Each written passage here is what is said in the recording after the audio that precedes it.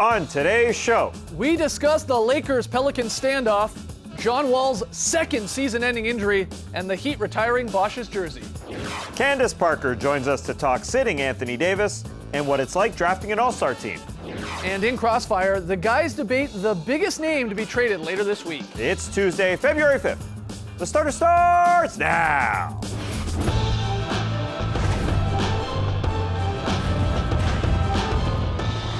Good evening, Sweet World, and welcome to The Starters, presented by Jack Daniel's Old No. 7 and Tennessee Honey. I'm J.E. Skeets, and no, this is not a pick 'em payoff, and no, I am not doing Austin Powers cosplay.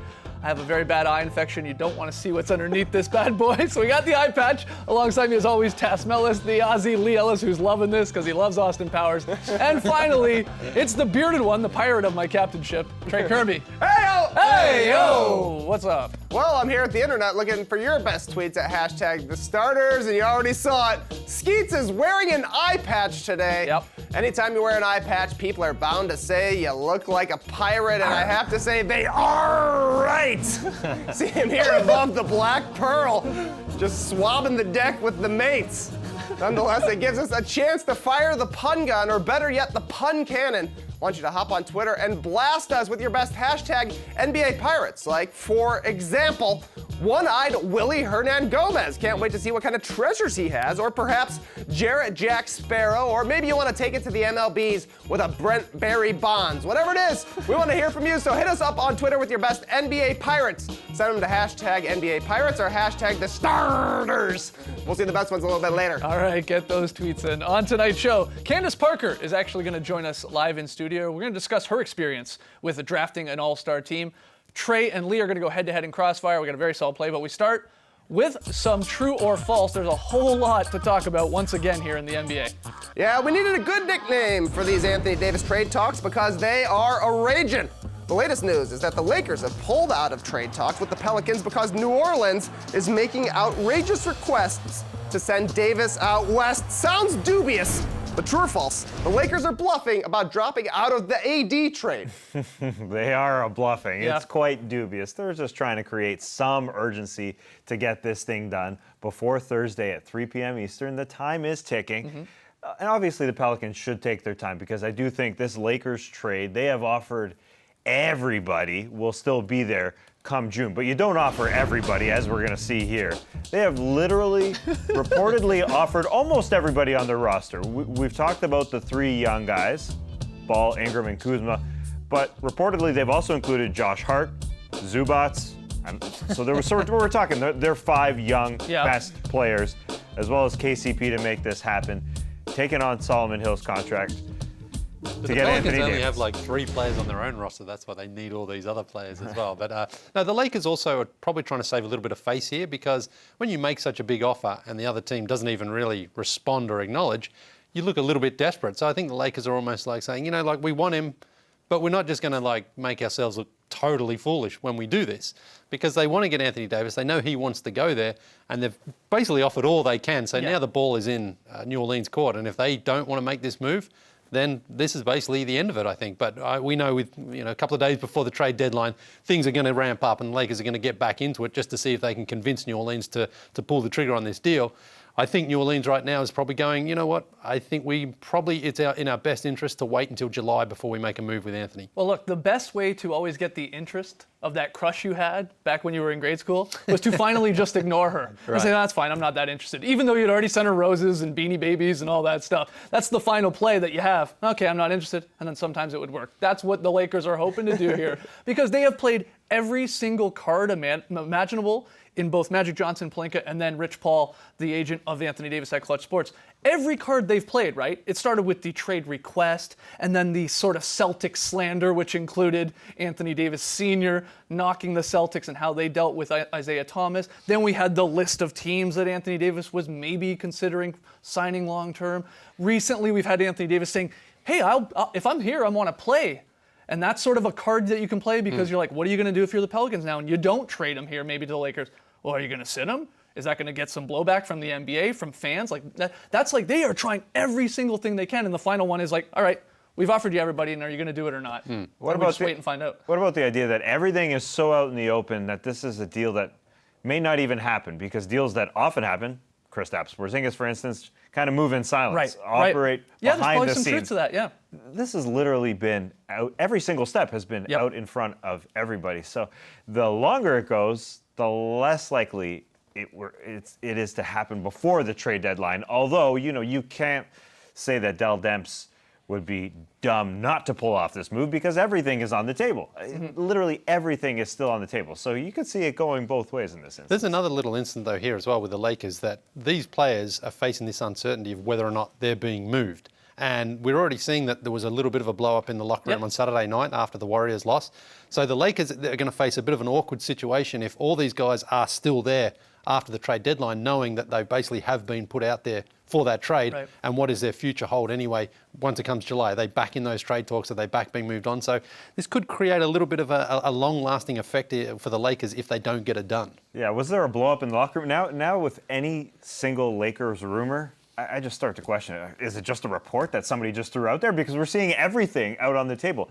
And maybe JaVale McGee said, hey, Luke Walton, you got an ugly tie on today. Maybe that was a blow-up. It just seems like everything is so wide open. I just won't believe anything until Thursday at 3 o'clock Eastern. For sure. All right, Trey, next one. All right, bummer stuff out of D.C. today where news broke that Wizards guard John Wall needs surgery after tearing his Achilles while slipping and falling in his home. Wall was already out for the season, but the team said it'll be 12 months before he can get back on a basketball court, so next season's plans seem to be in jeopardy too. That being the case, true or false, the Wizards should trade Bradley Beal. Whoa.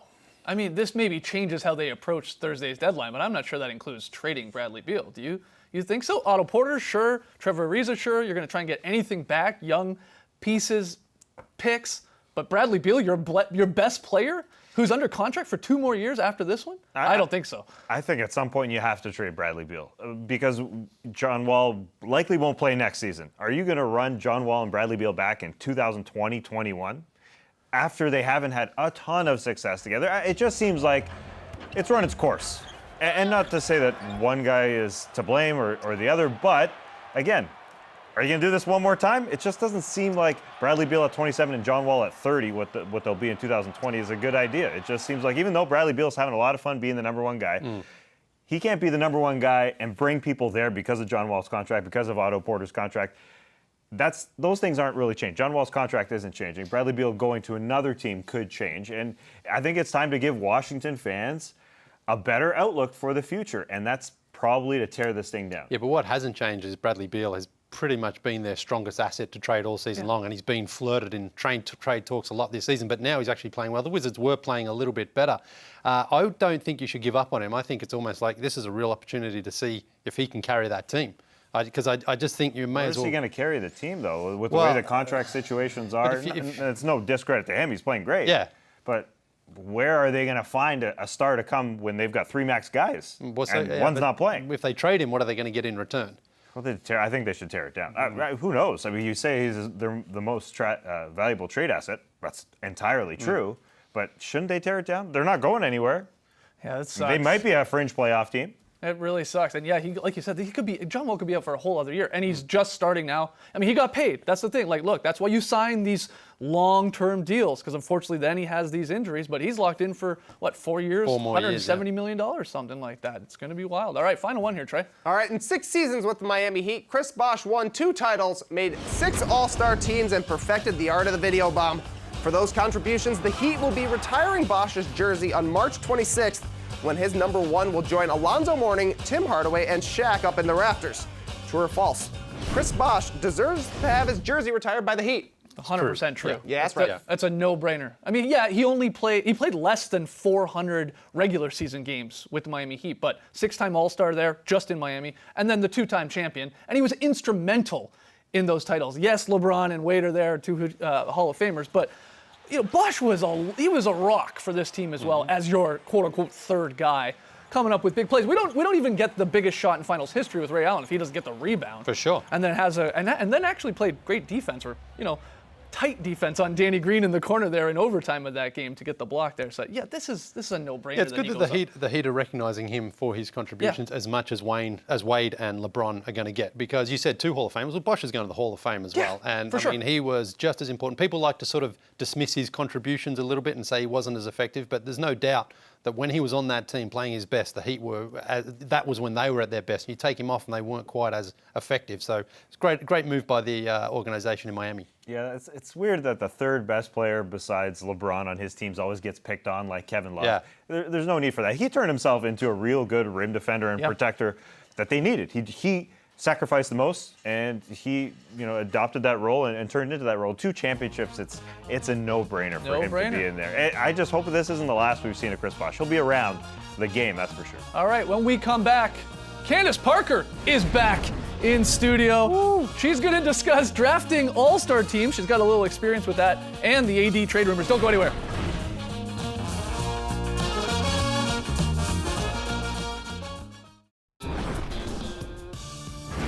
The Starters is presented by Jack Daniel's Old No. 7 and Tennessee Honey.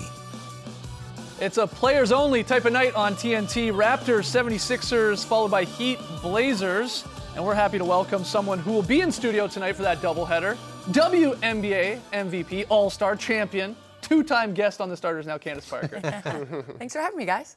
Sorry about the eye patch, by It's the way. all good. Yeah, it's not contagious. I want you to know that. That's cool. Like her. Yeah, exactly. Yeah, we've got a lot of pirate puns going. Look, as we know, on Thursday, we're going to get LeBron and Giannis drafting the All-Star teams. And this is something that you actually have some experience with. You're one of the rare professional athletes that can say that because you drafted for the All-Star teams, a part of the WNBA game. You stepped up and took that role. Do you have any tips for anyone out there drafting a team like this, or what was your experience like? Well, first the tip. I took my teammate first. Did you? Because Yep. it's that's how it is. It's Right. a sisterhood. I wouldn't want anybody else on my team. But then from there, I see more of like a free agency push type of thing. Okay. Like people have agendas. I had an agenda as well. So, you pick with who you really want to play with, and you go from there. So I can see like LeBron possibly maybe selecting Anthony Davis. I don't know. Okay. When he gets to the reserves, of course. Yeah, 'cause, of course. he's got to do the starters first. He and then might the select reserves. Anthony Davis and just refuse to select any He's starter. like, he's like, I don't want any of the starters. Give me AD. And maybe Kyrie Irving. Could he be in play here? Maybe it could be Included in there? Kyrie. I think that there's going to be. LeBron is always calculated with what he's doing. Yes. So he knows what he's doing.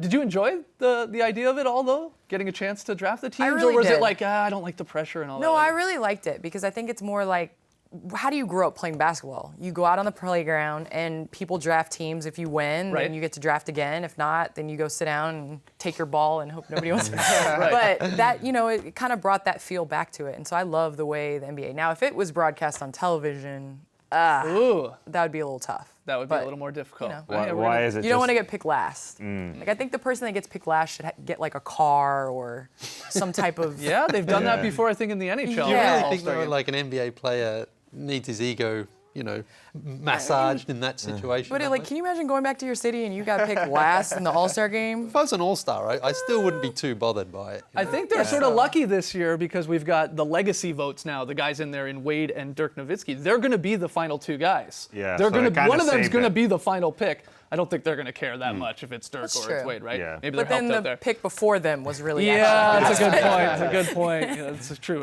One thing the WNBA game did, though, that we've talked about a little bit in the past that we'd like to see with the NBA, is they got rid of the conferences when it came to actually just voting for the players. I think there was only something like 6 Eastern Conference players and a lot more, of course, from the West. Did you like that idea, and do you think the NBA should adopt that in their game too? And I think eventually the NBA should adopt like a super conference. I know because of miles and all that stuff, and honestly, every owner has to vote for it. So there's different, things in the way that will prevent that. But it's great because I think the best play the best in the championship, and the best all-stars, no matter where you're from or what team you're drafted to, you have equal opportunity to make an all-star team. For sure. Let's talk Anthony Davis. All right, let's do it. The deadline's coming up on Thursday. We know all these crazy offers. There was the underwhelming offer, then there was the Godfather offer, then there was this crazy latest offer, but now the Lakers are done. They don't want to play anymore. Do you think Anthony Davis is going to be traded by the deadline this Thursday? Should the Pelicans do it? What's your take on this whole crazy, crazy scenario? If I was betting my house on something, I would say that Anthony Davis would not be traded to the Lakers before the deadline. Before the deadline. I didn't say that he wasn't going to end up being a Laker. I just think that, a lot of times when you're a franchise, you want to see all your offers. And if I'm the Pelicans, I would want Jason Tatum. Jason Tatum, to me, has proven himself in the prime time, has proven himself as a potential perennial all-star, all-NBA type of guy. Right. And that's who you want to try to sell to for the next 4 or 5 years and build around. And so in order to do that, you have to wait because of, the D Rose rule. You have to wait till the summer. And so, they're not battling for playoff position right now. So what is really honestly the rush? Well, that brings Zero. me- Just no. a lot of yeah, tweets. A couple of A lot guys of people agree here saying for sure. stuff. Well, that actually Yeah. though brings us to a situation. If you don't think Anthony Davis is moved before the deadline, and a lot of people don't, including yourself, obviously, what do the Pelicans do with Anthony Davis? He says he wants to play. He's back from his finger injury. If he's still there after Thursday, how do they handle it? Do they play him? Do they risk him getting injured and hurting any sort of potential deal? What would you do, especially being a professional athlete? I mean, you would want to play, I assume, but could you see why the organization wouldn't want to play? What? I could see from both angles, but when you stepped out, when he stepped out and said he wasn't signing the Supermax. the Supermax, Yep. that's for him. He can make that. When you make a trade request, I think that's when it puts people in different positions. And so if you're the Pelicans and you know that he's not signing the extension, you are putting your franchise at risk if he were to get injured.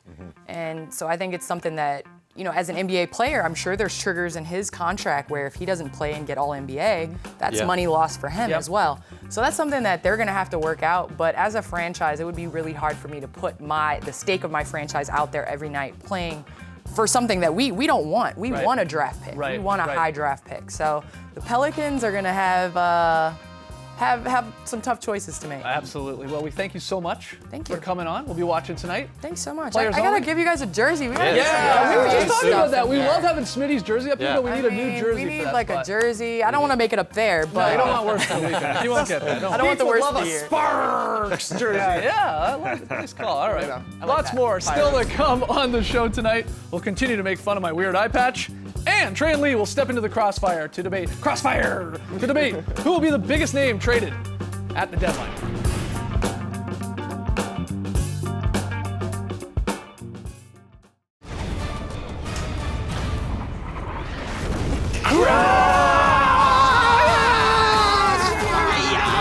Welcome to Crossfire. This is how it works. The champion takes on the challenger for this granddaddy of them all. Round number 1, gentlemen. All right, we are 44 hours and 37 minutes away from the trade deadline. So tell me, fellas, who is the biggest name that we will see dealt between now and then? Here we go. No offense to Candace Parker, but I still think Anthony Davis is going to be a Laker because stars usually get what they want, LeBron usually gets what he wants, and Rich Paul usually gets what he wants. You add them all together. I'm seeing AD in LA. As Woj said, the best way to get this done is to make it seem like it's inevitable. To me, it feels like it's inevitable, so I'm going to make it seem like it's inevitable. AD to the Lakers.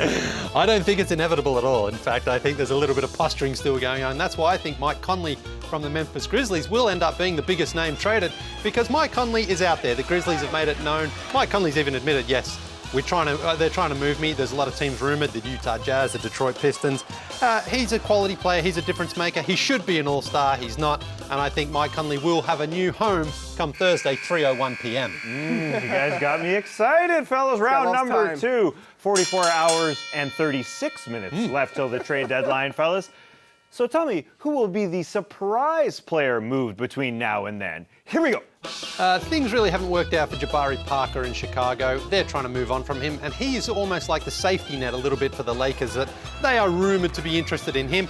We know Jabari's not a fantastic defender, but he can score the ball. He can be a good offensive player, and he's got a contract that's a team option next year for $20 million, so it's a low-risk move, and I think Jabari probably wants a fresh start from Chicago where it Surprise? just hasn't. Well, it's Is a it a surprise. It'll be a surprise, yeah. Keep an eye on Harrison Barnes. He's still young. He's only 26 years old. He's got a contract for this year, a player option for $25 million next year. He could help a team like the Kings. They got money. They need a bigger wing. He's used to playing fast from his days with the Warriors. 39% from 3 could be a solid pickup for a young team that's trying to just make the playoffs. That's all they got to do. Pretty easy. Skeets, Harrison Barnes, perhaps? All right, round number 3.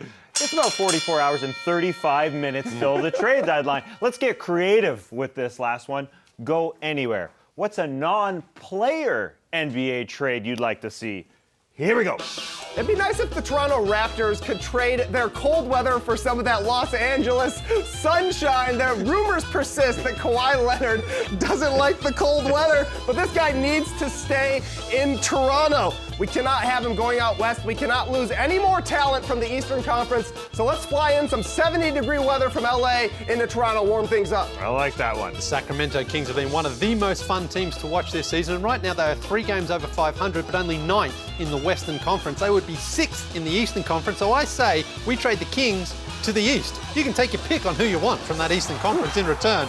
But I just want to see the Kings build on this season, get to the playoffs and have some fun. I think they'd be a great team to watch. Go to the Eastern Conference, Kings. Great battle, great battle. Who needs conferences? And that's why trade! Yeah! That's a 3-peat, baby.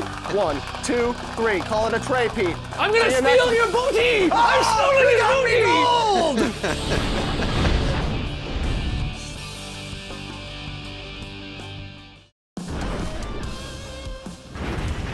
Catch all the great finishes tonight on Crunch Time on NBA TV at 9 p.m. Eastern. All right, I'm wearing an eye patch today because I have an eye infection. So we asked you to fire the pun gun, hashtag NBA Pirates. Yes, our mates sent in some great pirates. Like, for instance, Bart says, how about Aaron Baines? I love it. Sam says J.R. Smith. Shout out to Captain Hook. My favorite answer is from Jared, though, who says Tony Parker. Works on 2 levels. Good stuff. All right, tonight's pick and play. It's the Raptors and 76ers on TNT. Trey and Lee got the 76ers at home. Tass and I taking the Raps, because we're Raps fans, on the road. All right, very solid play. You're going to Sacramento, but it's the San Antonio Spurs here with just a typically beautiful play here. It starts, trust me, here it is right here. Bello. Trust me. Over to Davis for a wishbone. That's what I call a very solid play. Also very solid, wedgie number 25 All right, halfway on there. the season. And this was pretty. You can call this a very solid play. Will Barton recovering here for a nice block wedge. Ooh, yeah. Langston Galloway can't slip it by him there. Beautiful, number 25 on the year. It had been a while, so thanks to Will Barton. Halfway there. Excellent. It's Tuesday, right? Yes, we recorded a drop podcast earlier today. Took a deep dive on Anthony Davis, talked about Bosch, stepped on the beach, fired the pun gun. No, we didn't. We had some NBA trivia. That's Friday's show. I'm so confused. This deadline's got me going crazy. I need some antibiotics. We'll see you guys tomorrow night. Thanks for joining us, folks. And remember, this show was rated PG. Brace the night, people.